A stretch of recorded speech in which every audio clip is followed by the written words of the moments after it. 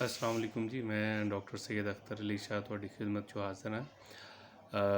ਅੱਜ ਇੱਕ ਬਹੁਤ ਜ਼ਰੂਰੀ ਗੱਲ ਕਰਨੀ ਹੈ, ਖਾਸ ਤੌਰ 'ਤੇ ਆਪਣੇ ਮਾਵਾਂ ਭੈਣਾਂ ਨਾਲ ਜਾਂ ਬਜ਼ੁਰਗਾਂ ਨਾਲ, ਚਾਹੇ ਉਹ ਲਹਿੰਦੇ ਪੰਜਾਬ ਦੇ ਨੇ ਜਾਂ ਚੜ੍ਹਦੇ ਪੰਜਾਬ ਦੇ ਨੇ।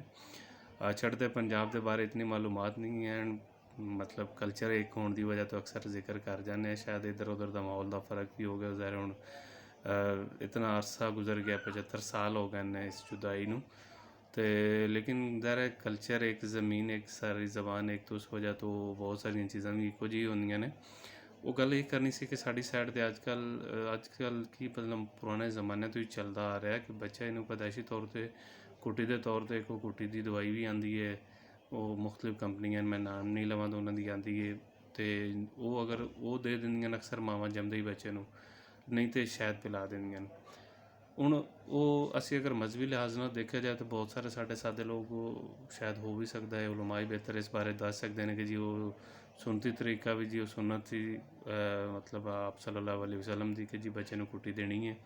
मैं उस बारे उस चीज़ का इनकार नहीं कर सकता। ज़ाहिर हर इंसान का एक अकीदा है, वो तो अपने अकीदे पर अमल करे, लेकिन मैं उन्होंने उसके नुकसानात तुहानूं जरूर दसण लगा कि उस खुट्टी या उस शहद देने नाल हुंदा कि एक अक्सर जिस वे बच्चे नूं तुसीं देंदे हो उहदा मैदा उस टाइम उस लैवल का नहीं ਹੁੰਦਾ कि वो इन्हां चीज़ों को हज़म कर सके। ਉਹਦਾ फिर की ਹੁੰਦਾ कि मैदे ਨੂੰ ਜਿਹੜੀ चीज़ भी चंगी नहीं लगती वो चुक के बाहर सुੱਟ ਦਿੰਦਾ, ਜਿਹੜੀ कि उल्टी ਦੀ शक्ल ਵਿੱਚ ਜਿਹੜਾ ना आ जाती है।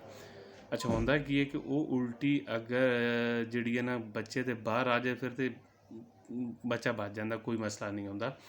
लेकिन ਉਹਦੇ ਵਿੱਚ ਇਸ਼ੂ ਇਹ ਹੁੰਦਾ कि अक्सर बच्चे ਜਿਹੜੇ ਹੁੰਦੇ ਨੇ ਉਹ ਜਿਸ ਵੇ ਉਲਟੀ ਕਰਦੇ ਨੇ ਉਹ ਇਸ ਹਾਲਤ 'ਚ ਪਏ ਹੁੰਦੇ ਨੇ कि ਉਹਨਾਂ ਦੀ ਇਹ ਉਲਟੀ ਜਿਹੜੀ ਹੈ ਇਹ ਸਾਂਸ ਦੀ ਨਾਲੀ ਚਲੀ ਜਾਂਦੀ ਹੈ। ਇਸ ਤਰ੍ਹਾਂ ਦੇ ਬੱਚੇ ਕੋਈ ਮੈਂ ਕਹਿੰਦਾ ਜੀ ਮੁਕੱਦਰਾਂ ਵਾਲੀ ਪੰਜਾਬੀ 'ਚ ਗੱਲ ਦੱਸਾਂ ਦਾ ਕਿ ਉਹ ਬਚਦਾ।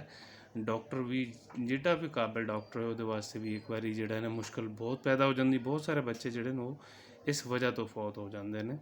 ਤੇ ਮੇਰੀ ਤੁਹਾਡੇ ਅੱਗੇ ਮਿੰਨਤ ਹੈ ਭਾਈ ਮੇਰੇ, ਤੁਸੀਂ ਬੇਸ਼ੱਕ ਗੁੱਟੀ ਦਿਓ, ਮੈਂ ਇਹ ਨਹੀਂ ਕਹਿੰਦਾ, ਲੇਕਿਨ ਲਾਜ਼ਮੀ ਨਹੀਂ ਕਿ ਤੁਸੀਂ ਸ਼ਹਿਦ ਹੀ ਚਟਾਣੀ ਹੈ ਜਾਂ ਉਹ ਗੁੱਟੀ ਦੇਣੀ ਹੈ। ਤੁਸੀਂ ਫੀਡਰ ਬਣਾਓ ਜਿਹੜਾ ਜ਼ਾਹਿਰ ਉਸ ਟਾਈਮ ਮਾਂ ਦਾ ਦੁੱਧ 'ਤੇ ਨਹੀਂ ਆਇਆ ਹੁੰਦਾ, ਤੁਸੀਂ दूसरा दूध ही पिलाना है तो बेहतर है कि तुम दूसरा दूध ही एज अ घुट्टी इस्तेमाल कर लो ताकि बच्चे नूं हज़म भी हो जाए तो वो जान भी बच जाए। खुश रहो, आबाद रहो, दूसरे वास्ते खुशियां दा माहौल पैदा करो, नफरतां नूं ख़त्म करो, चाहे नफरत मजहबी लिहाज नाल है, अकीदे के लिहाज नाल है या खानदानी दुश्मनियां ने, अल्लाह दा नाम जो हुण इस चीज़ नूं ख़त्म करो। अस्सलाम वालेकुम, सत श्री अकाल।